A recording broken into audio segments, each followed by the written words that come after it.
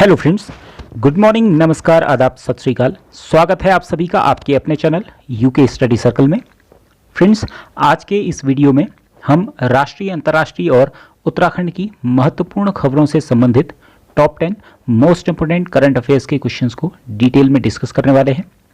साथ ही चर्चा करेंगे कल पूछे गए क्वेश्चन पर, और सबसे अंत में होगा क्वेश्चन ऑफ द डे, यानी आज का सवाल, जिसका आंसर आपने हमें कमेंट बॉक्स में लिख कर देना होगा। फ्रेंड्स, आज के करंट अफेयर्स से रिलेटेड पीडीएफ के लिए आप हमारे Telegram channel UK study circle को ज्वाइन कर सकते हैं, जिसका लिंक डिस्क्रिप्शन में दे दिया जाएगा। तो चलिए शुरू करते हैं आज के करंट अफेयर्स का वीडियो। तो फ्रेंड्स, आज का फर्स्ट क्वेश्चन है, उत्तराखंड पर्यटन विकास बोर्ड यूटीडीबी ने टिहरी झील में एडवेंचर खेल गतिविधियों को बढ़ावा देने के लिए किसके साथ एमओयू पर हस्ताक्षर किए हैं? इसके ऑप्शंस हैं ANIM, BITBP, CSSB या D, इनमें से कोई नहीं। और इस क्वेश्चन का सही आंसर है ऑप्शन बी, ITBP के साथ। ITBP पर्यटन विभाग के साथ मिलकर टिहरी झील स्थित राजीव गांधी एडवेंचर स्पोर्ट्स अकादमी में एडवेंचर स्पोर्ट्स गतिविधियों जैसे land base adventure centre, water base adventure centre और एरोबेस एडवेंचर सेंटर के निर्माण पर काम करेगा। फ्रेंड्स, यूटीडीबी यानी उत्तराखंड टूरिज्म डेवलपमेंट बोर्ड, ये पर्यटन को बढ़ावा देने के लिए उत्तराखंड सरकार ने उत्तरांचल पर्यटन विकास परिषद अधिनियम 2001 लागू कर पर्यटन नीति 2001 को मंजूरी दी थी, और इसके फलस्वरूप यूटीडीबी की स्थापना की गई। और उत्तराखंड ऐसा पहला राज्य है जिसने अपने पर्यटन विकास बोर्ड की स्थापना की। इसके लिए 2001 में उत्तराखंड को पर्यटन प्रोत्साहन के लिए पर्यटन मंत्रालय भारत सरकार द्वारा राष्ट्रीय पुरस्कार भी प्रदान किया गया। आज का दूसरा क्वेश्चन है, खबरों में रही सरयू नदी का उद्गम स्थल कहाँ है? इसके ऑप्शंस हैं A Gomukh, B Sarmul, C धारपानीधार या D सतोपंथ। और इस क्वेश्चन का सही आंसर है ऑप्शन बी, सरमूल। सरयू नदी का उद्गम स्थल सरमूल से। सरयू नदी का उद्गम बागेश्वर में सरमूल झुंडी नामक स्थान से होता है। फ्रेंड्स, सरयू नदी काली नदी को सबसे अधिक जल प्रदान करने वाली नदी है। सरयू नदी पिथौरागढ़ और अल्मोड़ा जिले की सीमा भी बनाती है। 13-14 जनवरी 1921 को बद्रीदत्त पांडे, हरगोविंद पंत और चिरंजी लाल के नेतृत्व में सरयू नदी के किनारे कुली बेगार आंदोलन चलाया गया था, जिसमें बेगार रजिस्ट्रों को सरयू नदी में बहा दिया गया और बेगार न देने का संकल्प लिया गया। सरयू नदी की पहली सहायक नदी है गोमती नदी, और इसकी अन्य सहायक नदियां हैं कुल्लूर, पुंगर, लाहूर, पनार और रामगंगा आदि। सरयू के तट पर बसे प्रमुख नगर हैं कपकोट, सेराघाट, पंचेश्वर घाट और देवलचौड़ा। फ्रेंड्स, हाल ही में सरमूल, जिसे सौधारा भी कहा जाता है, इसे पर्यटन स्थल के रूप में विकसित करने के लिए लगभग 36.5 लाख रुपए स्वीकृत किए गए हैं। नेक्स्ट क्वेश्चन है, हाल ही में उत्तराखंड में किसकी रिपोर्ट के तहत शहरी स्थानीय निकायों और पंचायतों के कार्यों में करीब 8 करोड़ रुपए की वित्तीय अनियमितता का पता चला है?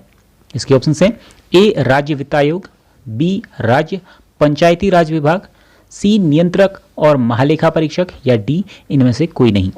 और इस क्वेश्चन का सही आंसर है ऑप्शन C, नियंत्रक और महालेखा परीक्षक। नियंत्रक एवं महालेखा परीक्षक, controller and auditor general CAG की रिपोर्ट उत्तराखंड के प्रधान महालेखाकार लेखा परीक्षा कार्यालय से जारी की गई है। इस रिपोर्ट से शहरी स्थानीय और पंचायतों के कार्यों में लगभग 8 करोड़ रुपए की वित्तीय अनियमितता का खुलासा हुआ है। फ्रेंड्स, कैग भारत के संविधान के तहत एक स्वतंत्र प्राधिकरण है, और कैग से संबंधित विवरण भारतीय संविधान के अनुच्छेद 148 से 151 में दिए गए हैं। कैग का कार्य है भारत की संचित या आकस्मिक निधि और प्रत्येक राज्य या केंद्र शासित प्रदेश जिसकी विधानसभा होती है, उनकी संचित या आकस्मिक निधि से संबंधित खातों के सभी प्रकार के खर्चों का परीक्षण करना। केंद्रों के खाते से संबंधित अपनी ऑडिट रिपोर्ट को कैग द्वारा राष्ट्रपति को सौंपा जाता है, जो कि संसद के दोनों सदनों के पटल पर रखी जाती है। इसी प्रकार राज्यों के खातों से संबंधित रिपोर्ट को, ऑडिट रिपोर्ट को राज्यपाल को सौंपा जाता है और यह रिपोर्ट राज्य विधानमंडल के समक्ष रखी जाती है। कैग का कार्यकाल 6 वर्ष या फिर 65 वर्ष की आयु प्राप्त करने तक जो भी पहले होता है। वर्तमान में नियंत्रक एवं महालेखा परीक्षक के पद पर जीसी मुर्मू हैं। नेक्स्ट क्वेश्चन है, हाल ही में किन्हें भाजपा का राष्ट्रीय मुख्य प्रवक्ता बनाया गया है? इसके ऑप्शंस हैं ए राजवर्मा, बी अनिल बलूनी, सी रघुनाथ चौहान या डी त्रिवेंद्र सिंह रावत।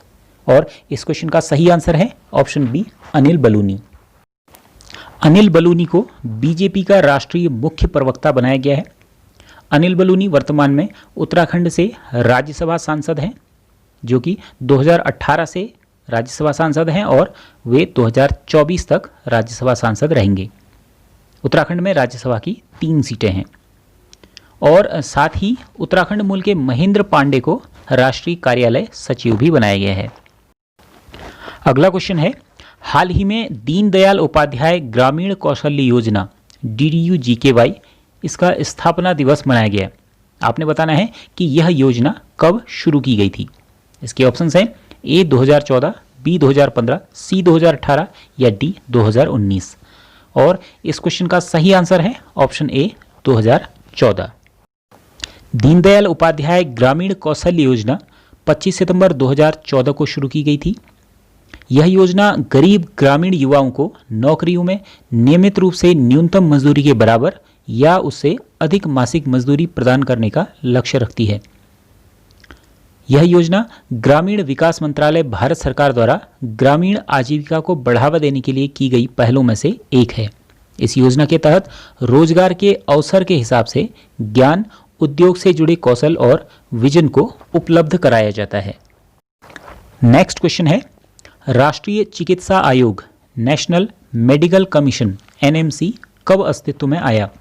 इसके ऑप्शंस हैं ए 25 दिसंबर 2019, बी 1 जनवरी 2020, सी 15 अप्रैल 2019 या डी 25 सितंबर 2020। और इस क्वेश्चन का सही आंसर है ऑप्शन डी 25 सितंबर 2020। मेडिकल शिक्षा की जिम्मेदारी संभाल रहे medical commission of India MCI को 2018 में भ्रष्टाचार के आरोप के कारण निलंबित कर दिया गया था और इसके स्थान पर बोर्ड ऑफ गवर्नर्स का गठन किया गया था, जिसे NMC बनने तक मेडिकल शिक्षा के नियमन की जिम्मेदारी सौंपी गई थी। और अब भारतीय चिकित्सा परिषद अधिनियम 1956 पूरी तरह से निरस्त हो गया है और इसके स्थान पर राष्ट्रीय चिकित्सा आयोग अधिनियम 2019 लागू कर दिया गया है। फ्रेंड्स, बहुत महत्वपूर्ण क्वेश्चन है, इसे याद रखिएगा, इसकी डेट भी याद रखिएगा। राष्ट्रीय चिकित्सा आयोग का गठन ये कब से लागू किया गया? 25 सितंबर 2020 से। और NMC के पहले अध्यक्ष के रूप में सुरेश चंद्र शर्मा को नियुक्त किया गया है। वे 3 साल तक इसके अध्यक्ष रहेंगे। नेक्स्ट क्वेश्चन है, किस राज्य को गैर संक्रामक रोग की रोकथाम और नियंत्रण के लिए पुरस्कार 2020 इसके लिए चुना गया है? इसके ऑप्शंस हैं उत्तर प्रदेश, केरल, मध्य प्रदेश या फिर गुजरात। और इस क्वेश्चन का सही आंसर है ऑप्शन बी केरल। केरल ने संयुक्त राष्ट्र की अंतर एजेंसी टास्क फोर्स का गैर संक्रामक रोगों से संबंधित सतत विकास लक्ष्यों की दिशा में अपने उत्कृष्ट योगदान के लिए गैर संक्रामक रोग की रोकथाम और नियंत्रण के लिए यह पुरस्कार जीता है। केरल को स्वास्थ्य क्षेत्र में राज्य की अथक सेवा के लिए सम्मानित किया गया है। हाल ही में केरल की स्वास्थ्य मंत्री के शैलजा को कोविड-19 में टॉप थिंकर के रूप में भी चयनित किया गया था। फ्रेंड्स, यहाँ पर याद करते हुए चलते हैं कि केरल राज्य की राजधानी तिरुवनंतपुरम है। केरल का राज्य गठन किया गया था 1 नवंबर 1956 को। वर्तमान में केरल के राज्यपाल हैं आरिफ मोहम्मद खान और यहाँ के मुख्यमंत्री हैं P विजयन। केरल को God's own country, spice garden of India और लैंड ऑफ कोकोनट आदि नामों से भी जाना जाता है। अगला क्वेश्चन है, वैश्विक जोखिम सूचकांक WRI 2020 में भारत का कौन सा स्थान है? इसके ऑप्शन है A 98वां, B 142वां, C 89वां या D 102वां। और इस क्वेश्चन का सही आंसर है ऑप्शन सी 89वां स्थान। WRI वर्ल्ड रिस्क इंडेक्स को संयुक्त राष्ट्र विश्वविद्यालय के पर्यावरण और मानव सुरक्षा संस्थान UNUEHS के सहयोग से विकसित किया गया है। इसमें 181 देशों में भारत का स्थान रहा है 89वां, पहला स्थान रहा है वनुआतू का और लास्ट यानी 181वें स्थान पर है कतर। इस रिपोर्ट के अनुसार अति विषम आपदाओं से निपटने की क्षमता, अनुकूल क्षमताओं की कमी और अति विषम घटनाओं से निपटने की तैयारियों में भारत यानी हमारा देश श्रीलंका, भूटान और मालदीव से भी पीछे है। नेक्स्ट क्वेश्चन है, चर्चा में रहे CICA का संबंध किससे है? इसके ऑप्शन है A एशियाई देशों का संगठन, B कोरोना की एक वैक्सीन, C एक विलुप्त जीव या फिर D एक अफ्रीकी देशों का संगठन। और इस क्वेश्चन का सही आंसर है ऑप्शन A एशियाई देशों का संगठन। CICA का पूरा नाम है conference on interaction and confidence building measures in Asia. यह एशियाई देशों का एक संगठन है और इसे एशियाई देशों के बीच शांति, सुरक्षा और सहयोग बढ़ाने के लिए गठित किया गया है। सीका का विचार सर्वप्रथम UNGA यानी यूनाइटेड नेशंस जनरल असेंबली के 47वें सत्र में कजाकिस्तान के पहले राष्ट्रपति नूर सुल्तान नजायरबेयव ने 1992 में दिया था। 1999 में इसका पहला सम्मेलन हुआ था। वर्तमान में इसके सदस्य देशों की संख्या है 27 और 2018 से इसकी अध्यक्षता तजाकिस्तान द्वारा की जा रही है। आज का 10वां और अंतिम क्वेश्चन है, भारत और किस देश के बीच GMEX-20 अभ्यास किया जा रहा है? इसके ऑप्शंस हैं A America, B Australia, C Japan या फिर D रूस। और इस क्वेश्चन का सही आंसर है option C Japan. Bharat Japan के बीच GMEX-20 युद्धाभ्यास किया जा रहा है। 26 से 28 सितंबर के बीच उत्तरी अरब सागर में भारत जापान के मध्य द्विपक्षीय नौसैनिक अभ्यास किया जा रहा है जिसका नाम है GMEX-20। GMEX-20 की शुरुआत 2012 में की गई थी। यह एक द्विवार्षिक रूप से आयोजित किया जाने वाला नौसैनिक अभ्यास है। भारत के साथ जापान के अन्य युद्धाभ्यास हैं धर्म गार्जियन और मालाबार। फ्रेंड्स, यहाँ याद करते हुए चलते हैं। जापान, इसकी राजधानी है टोक्यो, जापान की मुद्रा येन, जापान के वर्तमान प्रधानमंत्री योशिहिदे सुगा और जापान के सम्राट हैं नारुहितो। फ्रेंड्स, जापान की मुद्रा येन IMF की SDR में शामिल है। SDR यानी स्पेशल ड्राइंग राइट्स और IMF का पूरा नाम है इंटरनेशनल मॉनेटरी फंड। फ्रेंड्स, अब बारी है 26 सितंबर के करंट अफेयर्स के वीडियो के दौरान पूछे गए क्वेश्चन की। ये क्वेश्चन था 1962 के भारत चीन युद्ध से पूर्व निम्न में से कौन सी जनजाति तिब्बत से व्यापार करती थी? और इस क्वेश्चन का जिन जिन लोगों ने सही आंसर दिया उनके नाम हैं पूनम पंत, संजू बाबा, विपिन ढोंडियाल, भावेश गैतोड़ी, वर्षा भंडारी, राहुल नेगी, सूरज मेलकानी, प्रिया ओली, लर्न कैम, मंजीत बिष्ट, मनोज जोशी, विकराज सिंह, दीपक भंडारी, दीपक सामंत, निशा गोस्वामी, हेमा थवाल, दीप बेडवाल, अमित नेगी, महेंद्र चौहान, विनीता एरी, प्रीति नेगी और प्रियंका पाटनी।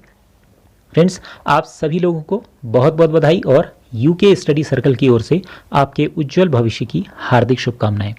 और फ्रेंड्स, इस क्वेश्चन का सही आंसर है ऑप्शन सी भोटिया। भोटिया जनजाति महाहिमालय की सर्वाधिक जनसंख्या वाली जनजाति है। इसे लद्दाख क्षेत्र में भोटा और हिमाचल के किन्नौर क्षेत्र में भोट नाम से भी जाना जाता है। मारछा, तोलछा, जौहारी, शौका, दरमिया, चौदासी, व्यासी, जाड़, जेठरा, छापड़ा आदि भोटिया जनजाति की ही उपजातियां हैं। उत्तराखंड में पिथौरागढ़, चमोली, बागेश्वर और उत्तरकाशी जिलों के उत्तरी भाग में भोटिया जनजाति के लोग निवास करते हैं। शीतकाल में ये लोग नीचे की घाटियों में प्रवास करने लग जाते हैं। चमोली जिले के नीति और माणा घाटी में रहने वाले भोटिया जनजाति के लोगों को देश की द्वितीय रक्षा पंक्ति का दर्जा भी दिया गया है, क्योंकि ये लोग वहां एक तरह से प्रहरी का काम भी करते हैं, चीन सीमा होने के कारण। 60 के दशक से पूर्व तिब्बत के साथ भोटिया जनजाति द्वारा व्यापार किया जाता था। इन व्यापारियों को एक दूसरे के क्षेत्र में जाने की अनुमति भी प्राप्त थी। फ्रेंड्स, अब अंत में बारी है आज के क्वेश्चन की। आज का क्वेश्चन है, निम्नलिखित में से कौन सा दर्रा पिथौरागढ़ और तिब्बत को जोड़ता है? इसके ऑप्शंस हैं ए लिपुलेख, बी किंगरी विंगरी, सी बाराहोती या डी थांगला। फ्रेंड्स, इस क्वेश्चन का आंसर आपने हमें रोज की तरह कमेंट बॉक्स में लिख कर देना है। आज का यह वीडियो आपको पसंद आया हो तो इसे लाइक शेयर कीजिएगा, और यदि अब तक सब्सक्राइब ना किया हो तो सब्सक्राइब भी कर लीजिएगा, तथा साथ ही बेल आइकन प्रेस करके नोटिफिकेशन को ऑल पर सेट कर लीजिएगा, जिससे हमारी नई वीडियोस के नोटिफिकेशंस आपको मिलते रहें। तो फ्रेंड्स, आज के वीडियो में इतना ही। मिलते हैं अगले वीडियो में। जय हिंद।